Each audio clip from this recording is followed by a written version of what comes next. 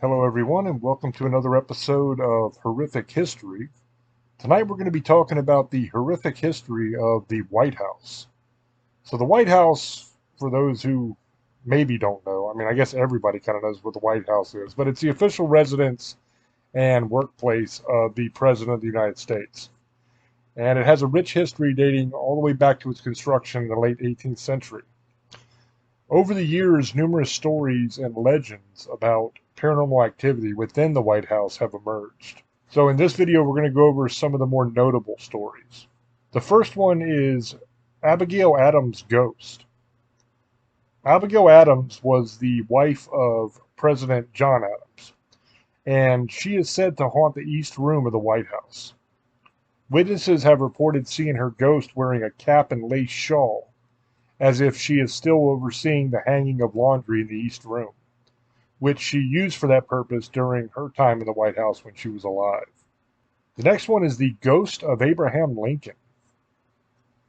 Abraham Lincoln's ghost is perhaps the most famous spectral resident of the White House.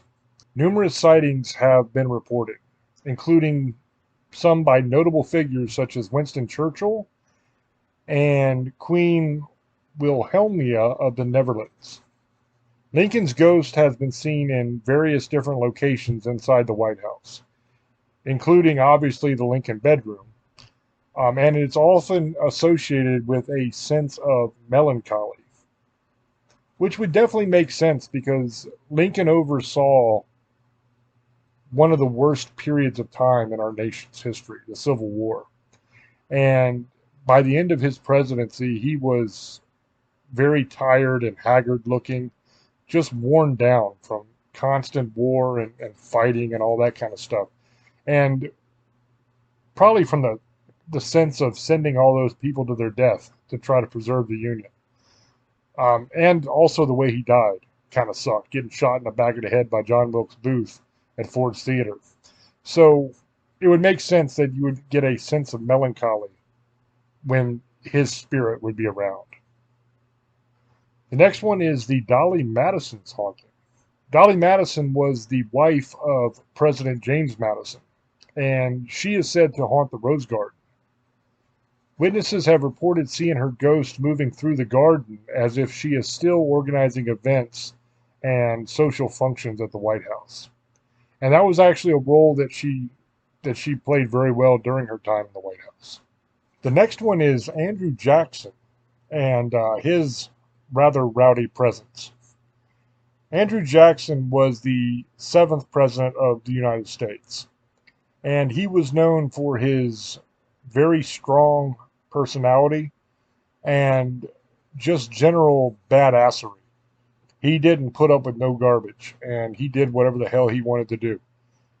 Some believe his spirit still lingers inside the White House. Visitors and staff have reported hearing laughter, swearing, and even the sounds of a gunshot, which kind of would reflect Andrew Jackson's rowdy and often combative nature. The next one is the ghostly British soldier. Legend has it that the ghost of a British soldier, possibly from the War of 1812, haunts the White House. Witnesses have reported seeing the apparition in various locations, often accompanied by the sound of drumming. The soldier is believed to be connected to the burning of the White House by British forces in 1814. And it would make sense you hear the sound of drumming because they would always have a band that would kind of play them into battle. So they'd have drummers and they'd have like guys with flutes and stuff that would play a song as they marched into battle. So that would kind of make sense. The next one is the ghost of Willie Lincoln. So Willie Lincoln was the young son of President Abraham Lincoln, and he died in the White House in 1862.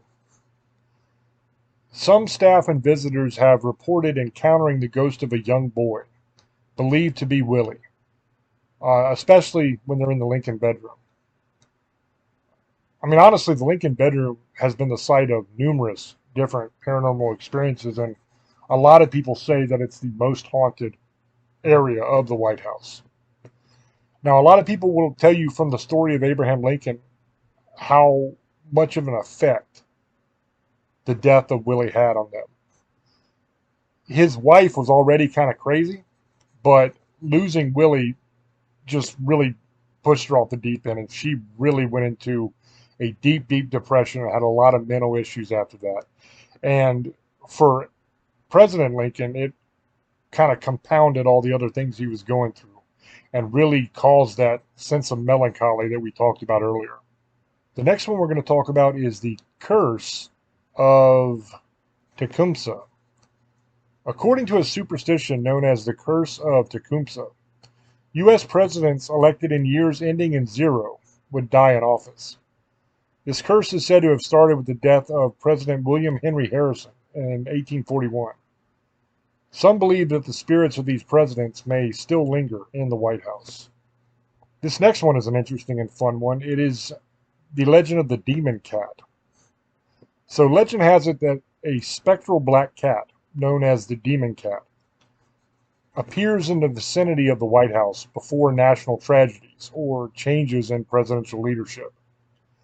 The cat is said to be a harbinger of doom, and its sightings are considered ominous.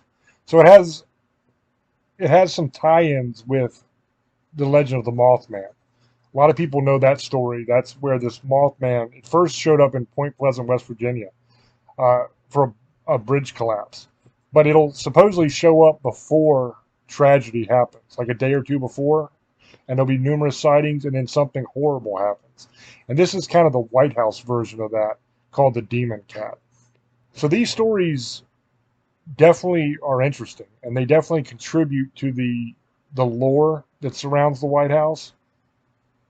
But I mean, once again, when you're dealing with paranormal stories like this, it's always important to remember that a lot of these have kind of evolved over time. They started as one thing, ended up as another. There's usually a nugget of truth in most of them, but there's going to be a little bit of exaggeration in all of these stories. So it's just important to keep that in mind whenever you're talking about paranormal stories, especially older paranormal stories like this. But I hope you guys enjoyed the video. Let me know down in the comments section what you think about the paranormal history of the White House. It's pretty interesting that you have all that stuff going on. It kind of makes sense because there's a lot of life or death decisions that are made there. There's a lot of really high stress, high pressure moments. So you're going to have a lot of negative energy and a lot of anxious energy in that room. As always, it's up to you to make up your own mind, and I will catch you on the next one. Till I speak to you again, love many, trust few, and do harm to none. God loves you, and so do I. Bye-bye.